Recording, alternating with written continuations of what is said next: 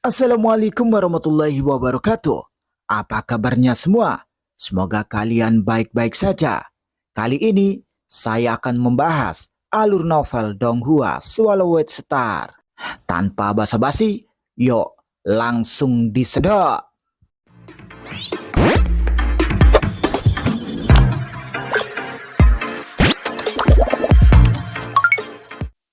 Melanjutkan dari cerita sebelumnya, masih di dalam ruang pertemuan. "Kaisar Fu, apakah kamu abstain?"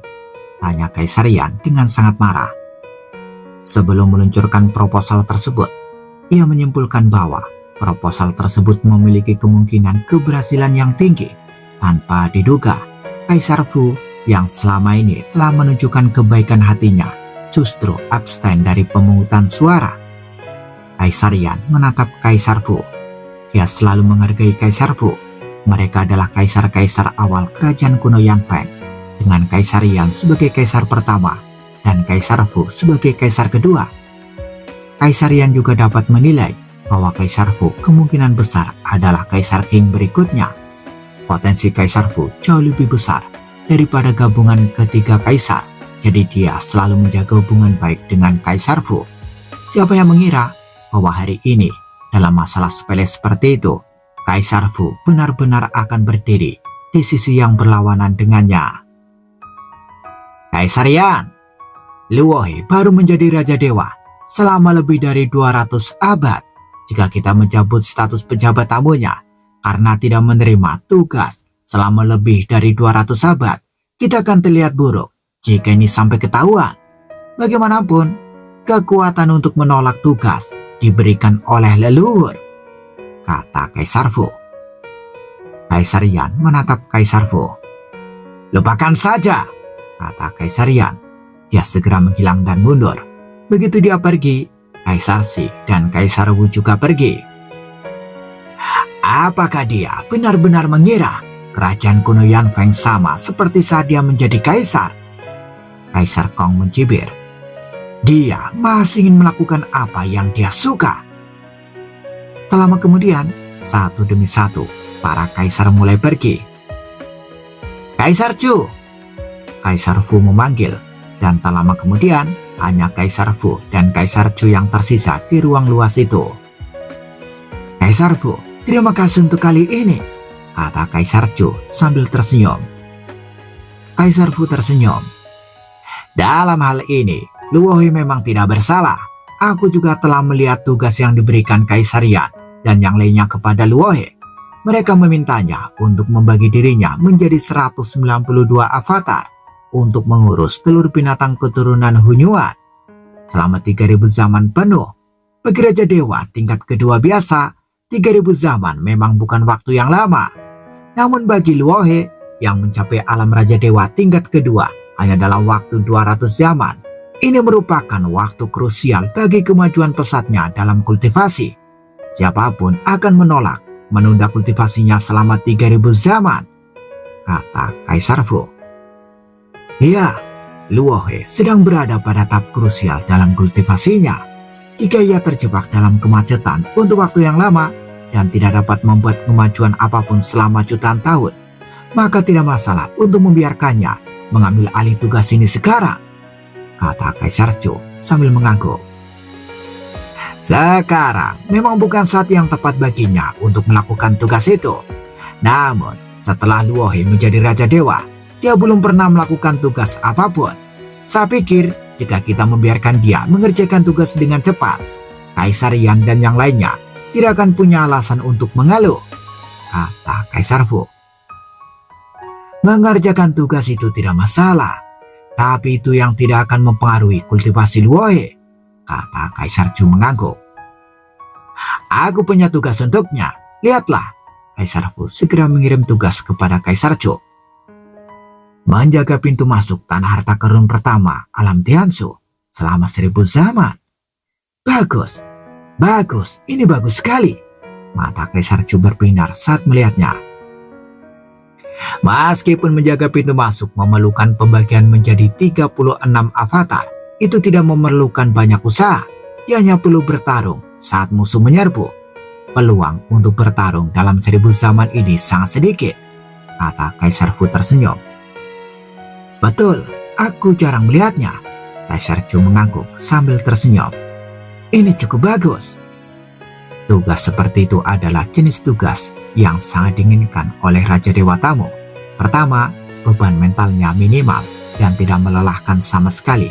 Kedua, menyediakan kesempatan untuk menjelajahi beberapa area di tanah harta karun pertama alam Tianzhu. Kalau begitu, aku akan mengirimkan tugas ini ke Luohe, kata Kaisar Fu sambil mengangguk. Tak lama kemudian, Kaisar Chu dengan riang mengucapkan selamat tinggal kepada Kaisar Fu, tampak jelas dalam suasana hati yang baik.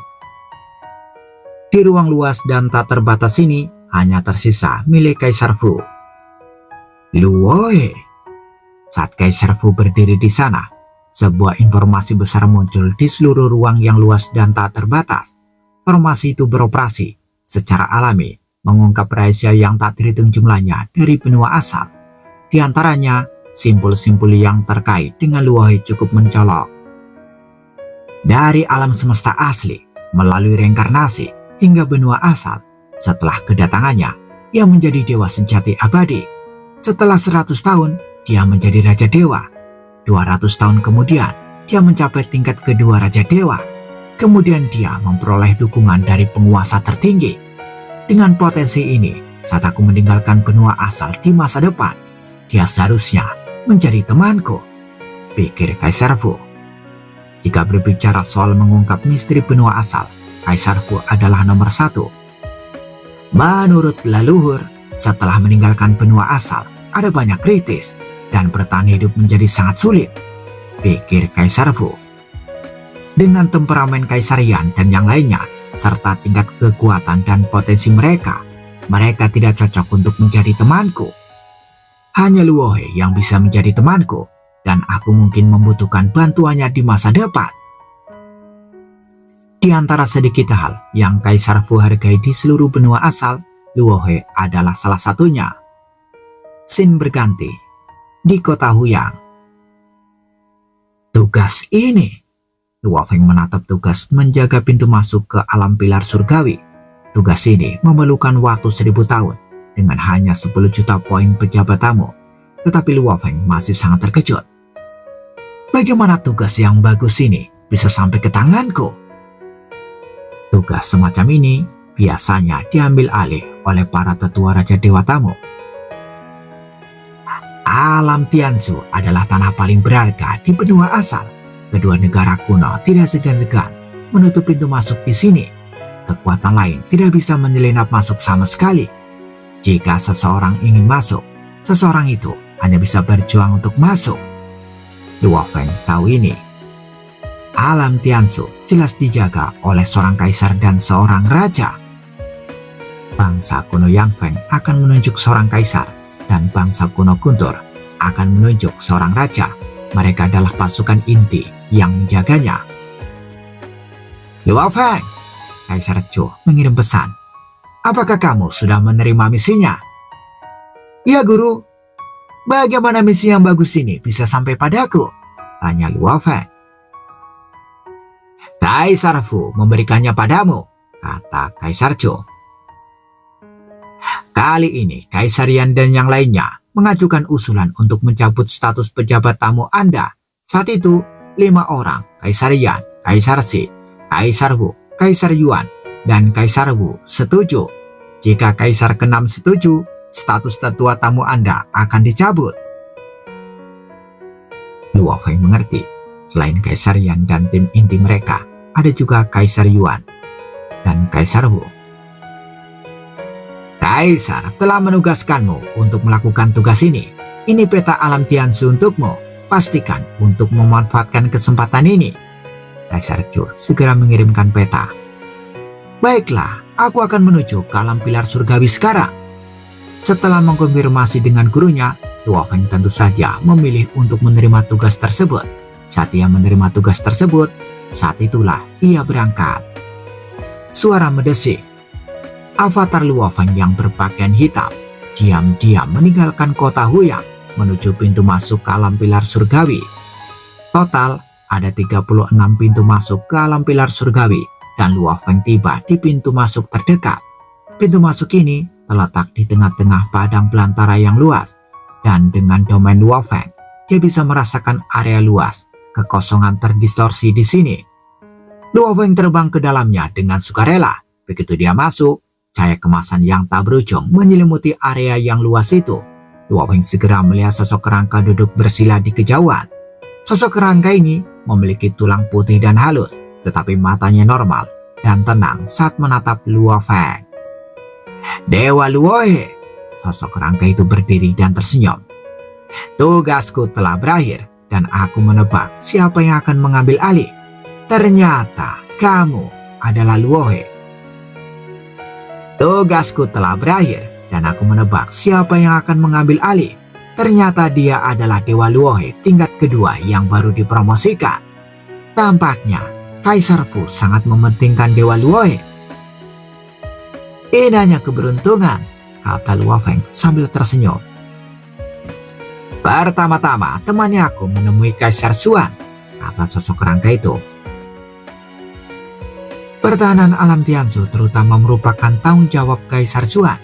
Kami hanya membantu Kaisar. Luo Feng mengangguk. Terima kasih, Raja Dewa Baifeng. Raja Dewa Baifeng, salah satu raja tetua tamu dari kerajaan kuno Yanfeng, merupakan Raja Dewa tingkat kedua Dao Kehidupan dan memiliki ikatan hidup dan mati dengan Kaisar Xuan. Suara mendesing, Raja Dewa Baifeng memisahkan klon untuk menemani Luo Feng dan lebih jauh ke dalam. Formasi pintu masuk adalah kombinasi formasi dari kerajaan kuno Yanfeng dan kerajaan kuno Guntur. Selain Raja Dewa Baifeng, ada juga seorang raja tetua tamu dari kerajaan kuno Guntur yang menjaganya, sosok dengan rambut biru air. Pilar surgawi. Luo Feng memperhatikan pilar surgawi yang menjulang tinggi. Pilar surgawi begitu tinggi sehingga ujungnya tidak terlihat. 36 pilar surgawi, masing-masing memiliki 36 pintu masuk, kata Raja Dewa Baifeng. Mereka mendukung seluruh alam pilar dan setiap pilar memiliki peluangnya sendiri. Anda dapat melihatnya saat Anda menjaganya di masa mendatang. Luo Feng mengangguk. Kita hanya bisa menjelajahi pinggiran alam pilar. Hanya 2 keluarga kerajaan besar yang dapat menjelajahi wilayah dalam alam pilar, kata Raja Dewa Baifeng. Aku tahu, Luo Feng mengerti ketika dia menerima informasi dari gurunya, Kaisar Chu. Alam pilar berbeda dari harta karun biasa. Ini adalah bagian paling penting dari harta karun peninggalan Yuan, dan kedua negara kuno itu tidak segan-segan mengeluarkan biaya untuk memonopolinya. Pilar surgawi. Luo Feng menatap jauh, merasakan kekuatan penindasan yang dibawa oleh pilar surgawi. Penindasan yang melampaui Dao Agung yang lengkap. Menyelidiki dari pintu masuk, melewati 2 formasi besar, dan terbang dalam waktu lama, mereka akhirnya tiba di wilayah dalam alam Tianzhu. Batas wilayah bagian dalam disegel oleh formasi. Yang mulia, Raja Dewa Baifeng membungkuk hormat. Sosok dengan tekanan mengerikan melangkah keluar dari formasi. Dia mengenakan jubah hitam yang dihiasi dengan pola rahasia emas. Tatapannya dingin. Luohe memberi salam kepada Yang Mulia. Luo Feng tahu bahwa orang itu adalah Kaisar Xuan, mantan guru Kaisar Guizhou. Dari percakapannya dengan Kaisar Guizhou, dia merasakan bahwa Kaisar Guizhou masih sangat berterima kasih kepada gurunya. Keluarga kerajaan penguasa. Kaisar Xuan memandang Luo Feng. Anda bertanggung jawab untuk menjaga pintu masuk. Anda dapat menjelajahi area luar, tetapi Anda dilarang memasuki wilayah dalam alam pilar surgawi. Dimengerti, jawab Luo Feng.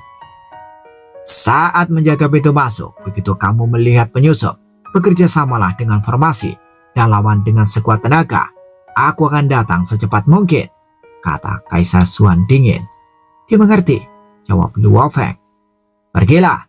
Kaisar Xuan segera berbalik dan kembali ke area formasi internal. Luo Feng mendesah dalam hati. Di antara beberapa kaisar yang mempraktikkan garis darah Hunyuan, Kaisar Xuan sudah dianggap sebagai orang yang memiliki temperamen baik. Hanya saja sangat sombong dan peduli dengan hierarki. Namun justru karena kesombongannya itulah ia masih peduli dengan reputasinya saat melakukan sesuatu. Raja Dewa Beifeng, ayo kita pergi dan mengambil alih, kata Luo Feng sambil memandang Raja Dewa Beifeng di sampingnya. Raja Dewa Beifeng mengangguk sedikit dan segera berubah menjadi 36 klon. Ayo pergi, aku akan memimpin jalan. Luo Feng juga terbagi menjadi 36 klon dan pergi ke berbagai pintu masuk alam Tianzu untuk serah terima. Setelah serah terima selesai, Dewa Raja Beifeng melihat Luo Feng berkata sambil tersenyum, "Saudara Luohe, tugas penjagaan ini akan diserahkan kepadamu mulai sekarang. Jika kalian yang menjaga di sini, kalian mungkin akan sedikit marah. Kalian harus lebih sabar." "Saya mengerti." Luo Feng tersenyum dan mengangguk. Raja Dewa Beifeng juga mengangguk dan segera terbang menjauh. Luo Feng memperhatikan rombongan lainnya pergi. Raja Dewa Beifeng dan Kaisar Xuan adalah sahabat karib dan mereka telah sepenuhnya bergabung dengan kerajaan kuno Yanfeng. Namun tampaknya mereka juga telah mengalami banyak permusuhan. Luo Feng berkata dalam hati. Wang, Luo Feng mengendalikan cakram formasi yang diserahkan dan kekuatan formasi itu menyelimuti sekelilingnya dengan teror. 36 formasi ditambahkan terintegrasi dengan formasi inti pusat dan seluruh formasi sebagian besar dikendalikan oleh Kaisar Xuan. Luo Feng dapat merasakannya. Saya hanya dapat membimbing dan memobilisasi kekuatan formasi. Dengan kekuatan formasi, kita dapat menekan Kaisar Guisu dan Raja Dewa Wuxin. Luo Feng membenarkan hal ini. Formasi kerajaan kuno Yanfeng di tanah harta karun pertama juga yang paling mengerikan. Tim Gedung Samsara tidak dapat maju dengan formasi tersebut, kecuali mereka dipimpin oleh Ratu Kota Angin atau Raja Dewa Bumi. Namun dalam kasus itu, para kaisar dan raja yang menjaga kedua negara kuno itu juga akan datang. Keduanya juga akan bekerja sama dengan formasi. Meskipun aku seorang penjaga, aku tidak berani membiarkan para praktisi masuk secara diam-diam. Karena Kaisar Xuan sebagai pengendali formasi juga dapat merasakan semua gerakan di sini, pikir Luo Feng. Tujuan Luo Feng hanya untuk membuat formasi itu 10 kali dan 100 kali lebih sulit bagi orang luar untuk menembusnya. Jika tidak ada pelindung, cakram formasi akan terlalu mudah untuk ditembus. Menurut informasi yang diberikan oleh guru, peluang terbesar di luar dunia Tianzu adalah 36 pilar surgawi. Pikiran Luo Feng bergerak dan dia segera memisahkan klon dan terbang menuju pilar surgawi yang menjulang tinggi di kejauhan. Sebagai pejabat tamu, dia tidak bisa memasuki peluang di dalam alam pilar surgawi, jadi dia hanya bisa menjelajahi peluang di luar.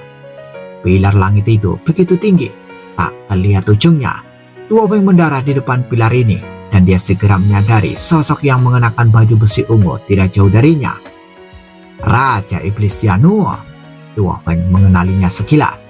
Raja Iblis Yanuo adalah salah satu dari 3 Raja Dewa Keqing terkuat di kerajaan kuno Guntur. Dia mengikuti jalan kehancuran dan mengembangkan garis keturunan Hunyuan. Kekuatannya sangat mengerikan dan ia juga sangat dimanfaatkan oleh kerajaan kuno Guntur. Raja Dewa Yanuo mengangkat kepalanya dan melirik Luo Feng. Raja Dewa Luohe. Raja Dewa Yanuo tersenyum tipis. Meskipun dia sombong, dia tidak berani meremehkan Dewa Raja Luohe ini. Raja Iblis Yanuo. Luo Feng mengangguk, lalu dengan hati-hati mengamati pilar yang menjulang tinggi ini. Ada banyak sekali pola rahasia yang menyebar di pilar surgawi ini. Luo Feng memperhatikannya. Ledakan. Pola rahasia yang menyebar berubah menjadi kapak besar yang tampaknya tak berujung di bawah pengamatan Luo Feng. Kapak ini sangat besar sehingga Luo Feng hanya dapat melihat sebagiannya. Rasanya kapak itu melanggar semua aturan dan membelah segalanya. Luo Feng benar-benar terkejut. Luo Feng memperhatikannya dengan obsesif selama beberapa hari sebelum dia berhenti. Konsep arsitektur kapak ini memang jauh melampaui Dawa Gong yang lengkap, pikir Luo Feng. Rasanya ada pesona dari sisik berdarah menara bintang. Hanya saja pola rahasia sisik berdarah menara bintang lebih luas dan lebih terperinci. Hanya dengan melihatnya saja diperlukan di luar kehendak Raja Dewa. Pilar ini, saya merasa bahwa kehendak tertinggi Raja Dewa sudah cukup untuk melihat dan pola rahasianya relatif kasar dan acak. Luo Feng dapat menilai sekilas bahwa ada sekitar 3.600 lingkaran. Pola rahasia yang saling terkait membuat Luo Feng melihat peta kapak raksasa. Pola rahasianya jauh lebih sederhana daripada sisik merah menara bintang. Namun, konsepsi artistiknya sangat luhur dan tekanan menontonnya relatif rendah.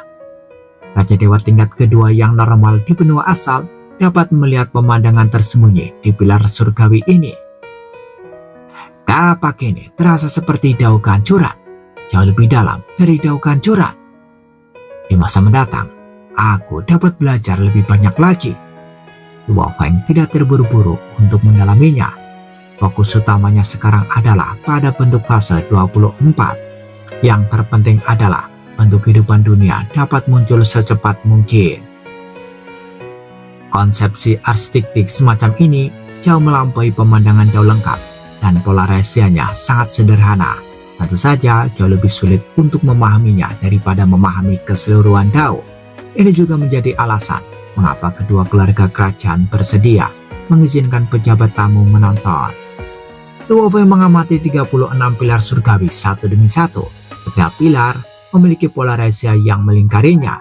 Dengan pikiran dan kemauan Luo Feng, dia dapat dengan jelas melihat medan yang akhirnya berubah menjadi pola rahasia atau kapak raksasa yang membelah segalanya, atau sungai yang deras tanpa akhir, atau kubus aneh, atau teratai menyala. Dalam setiap adegan, konsepsi arsitektur lebih tinggi dari dao. Saya mendengar bahwa setelah menyadari dao yang lengkap, tidak ada panduan yang jelas untuk dao tersebut, dan saya perlu mempelajarinya dalam kegelapan, pikir Luo Feng. 36 pilar surgawi ini mungkin merupakan lampu di dalam kegelapan yang dapat mengarahkan arah. 36 pilar surgawi ini sebagian besar terkait dengan 9 dao asli yang berasal dari benua tersebut. Ada 4 pilar surgawi untuk jalur kehidupan dan jalur kehancuran. Senior Yuan, Anda memang punya niat baik. Luo Feng dapat merasakan kebaikan Senior Yuan terhadap praktisi yang lebih muda. Luo Feng menjelajahi area luar alam Jiansu sebentar, lalu menatap untuk menjaga area tersebut dan fokus pada latihannya. Waktu terus berlalu. Saat ini, dua sosok terbang ke dalam formasi. Jimat dan formasi yang mereka bawa beresonansi tanpa halangan apapun. Luo Feng yang bertugas menjaga mendongak.